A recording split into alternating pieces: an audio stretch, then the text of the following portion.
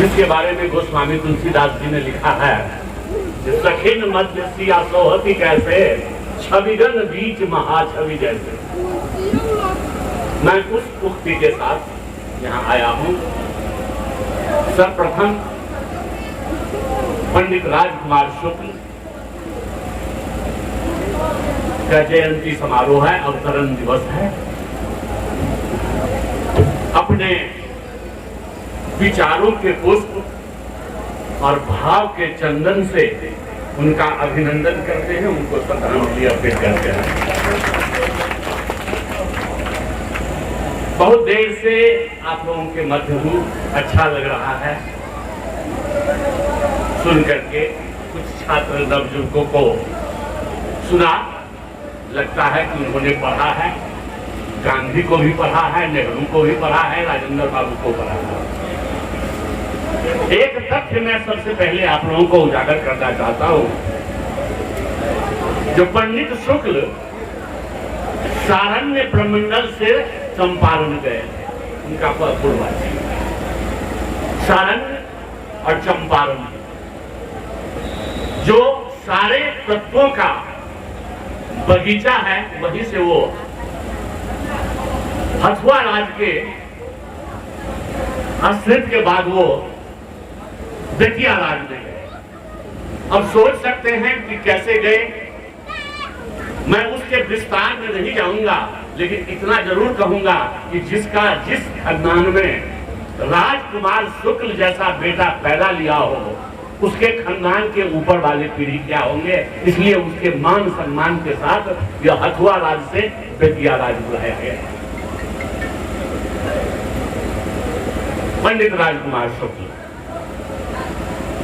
जिस समय में अंग्रेजी हुकूमत का दुनिया के 3/4 भाग में, जहां पर उसका सूरज अस्त नहीं होता था, जहां पर अंग्रेजी शासन का सूरज अस्त नहीं होता था, उस शासन के नींव को हिलाकर ब्रिटानी साम्राज्यवाद में झंझा पैदा करने वालों का नाम है पंडित राजकुमार शुक्ल।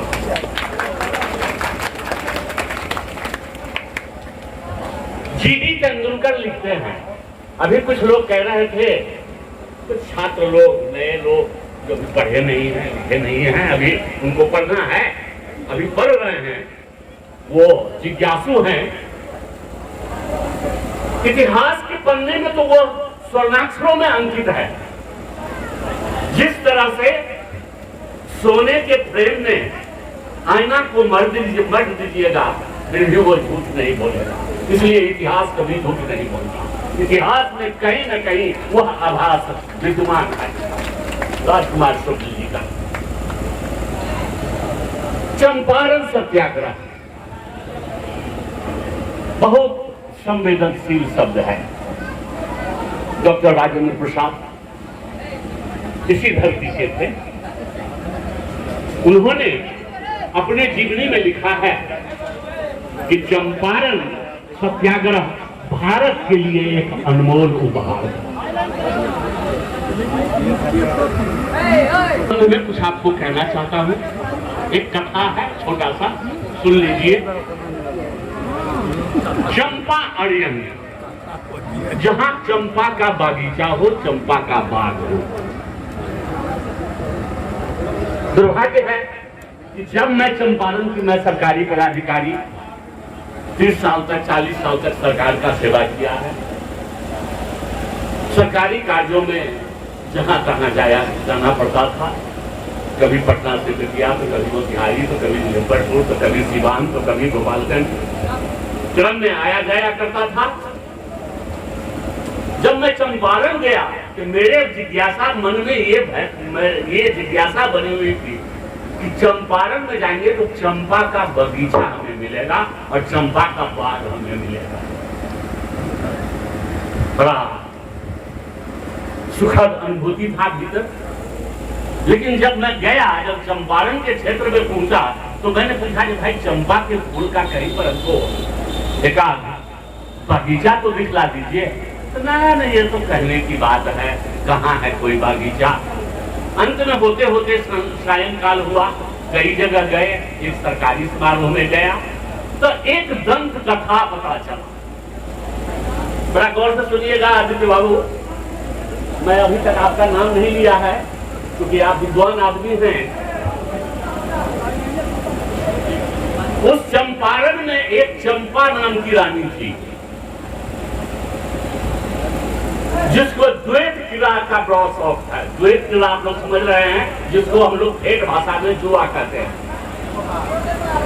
जुआ कहते हैं, जुआ खेलने का उनको बड़ा शौक था और कोई भी जुआरी कहीं से आता था उनसे जीत नहीं पाता था। कृपया हल्ला शांत रखिएगा प्लीज। एक मधेश से एक जुआरी आया और उनको चुनौती दिया। मध्य प्रदेश आप जानते ही हैं कि सुगौली संधि से पहले मधेश जो था वो भारत का ही अंग था, जिसमें जनकपुर और मधेश आता है। सुगौली संधि तक वो भारत का अंग था, उसके बाद सुगौली संधि में वो नेपाल को गया। पांडे जी बैठे हुए हैं, पांडे जी सुगौली संधि वो आया और चुनौती दिया रानी को, जो मैं आपको जुए में हरा दूंगा। रानी को तो वो तो आदि थी, वो शौक था उनको, जो कि हमको कौन हरा देगा। उनको तो इतना घमंड था, इतना अभिमान था कि हमको कौन हरा देगा। वो पहुंची, लेकिन उसने शर्त दिया कि महल से 3 कोस की दूरी पर ये जुआ होगा। रानी अपना कुछ स्वर्ण मुद्रा, कुछ चांदी की मुद्रा, कुछ सामान लेकर के गई और वहां जुआ खेलने लगी। खेलते खेलते सब मुद्रा हार गई, स्वर्ण मुद्रा हार गई, चांदी का मुद्रा हार गई। अब उनके पास तो वहां पर बचा कुछ नहीं। उनको तो घमंड था जो मुझे कोई हराएगा ही नहीं। अंत में उनके गले में एक मोती का माला, वो दो पर लगाई, वो भी हार गई। वो हारते ही वहां पर एक कहावत चल चला, जो चंपा रानी मोती हार। यहां से चंपारण का एक इतिहास है, ये दंत कथा, ये श्रुति कथा है। मित्रों, आज के इस समारोह के मुख्य अतिथि आदित्य पांडे जी विद्वान हैं, बड़े ही संवेदनशील है। जब मैं छात्र था तो लाइब्रेरी में मुझे पंडित जवाहरलाल नेहरू की एक किताब पढ़ने को मिली, डिस्कवरी ऑफ इंडिया। उसके प्रथम पृष्ठ पर साहित्य के विद्यार्थी होने के नाते, इतिहास के विद्यार्थी होने के नाते, उसके प्रथम पृष्ठ पर लिखा हुआ था अंग्रेजी में, शेक्सपियरियन सोनेट की एक पंक्ति, जो went to the session of sweet silent thought, I summon up remembrance of things past। आज हम इस शुक्र जी को क्यों याद कर रहे हैं? इसलिए याद कर रहे हैं। इनके 2-4 संस्मरण मैं सुनाऊंगा और उसके बाद मैं अपने तकरीर को बंद करूंगा। मैंने पहले ही कहा है कि जब ब्रितानी साम्राज्यवाद में झंझा पैदा कर दिया व्यक्ति, तो क्वीन एलिजाबेथ अपने प्रधानमंत्री को बुला करके पूछी कि who is this man? Prime minister ने कहा कि a simple farmer whose name is पंडित राजकुमार शुक्ल। आज भी ब्रिटिश लाइब्रेरी में रखा हुआ है, आज भी यह बखरा में रखा हुआ है ब्रिटिश की लाइब्रेरी में, जो पिछले साल कौन थे, राजेश जी, राकेश रंजन जी, वो लाए। तो ऐसे महान व्यक्ति जीडी तेंदुलकर लिखते हैं, बड़ा गौर से सुनिएगा। छात्र लोग, जो नौजवान लोग हैं, वो बड़ा गौर से सुनिएगा। ये इतिहास के पन्ने में आपको मिलेगा। जब इतिहास के पन्ने में जा करके आप देखिएगा तो जीडी तेंदुलकर लिखते हैं, the real Indian independence started from the indigo spotted land Champaran, and the hero was Pandit Rajkumar Shukla। इसी को लुई फीसर ने भी दोहराया है। मैं रास्ते में आ रहा था, सुभाष शर्मा जी बड़े संवेदनशील और बहुत ही काबिल व्यक्ति हैं। मैं जब छात्र था 80 के दशक के में, तो एक सेमिनार आयोजित हुआ था बिहार रिसर्च सोसाइटी के अंदर, जिसको उद्घाटन करने के लिए आए थे तत्कालीन चीफ जस्टिस पीएन भगवती।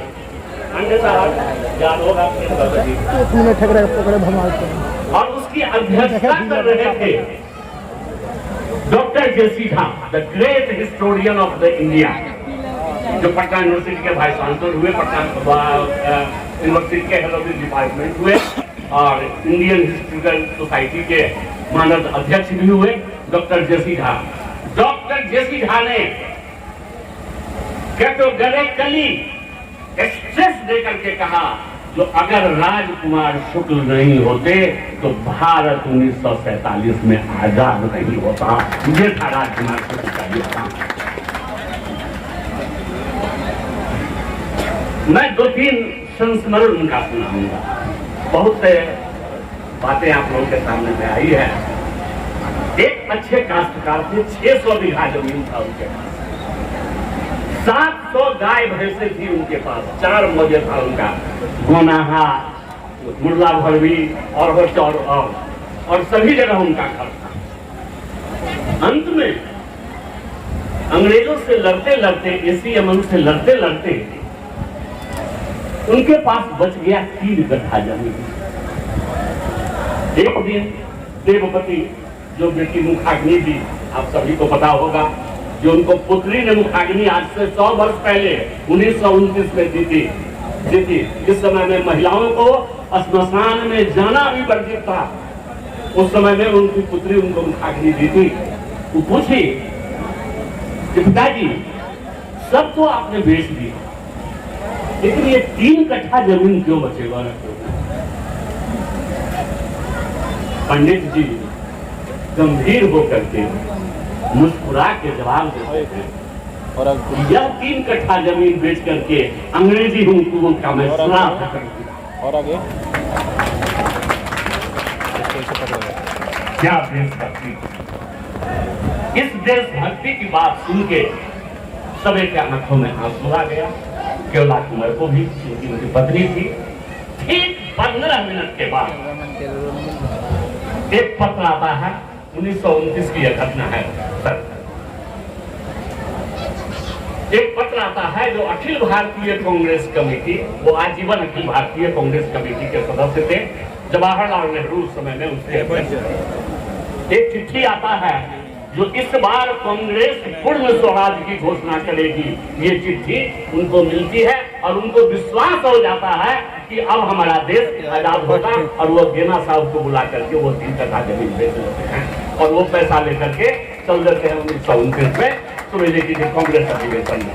आप लोगों को सबको को याद होगा, जो उसी 1929 के 26 जनवरी को पूर्ण स्वराज का घोषणा हुआ था और उसकी संपुष्टि 1930 को हुई थी। उसी के एवज में 26 जनवरी 1950 को हमारा गणतंत्र लागू हुआ था।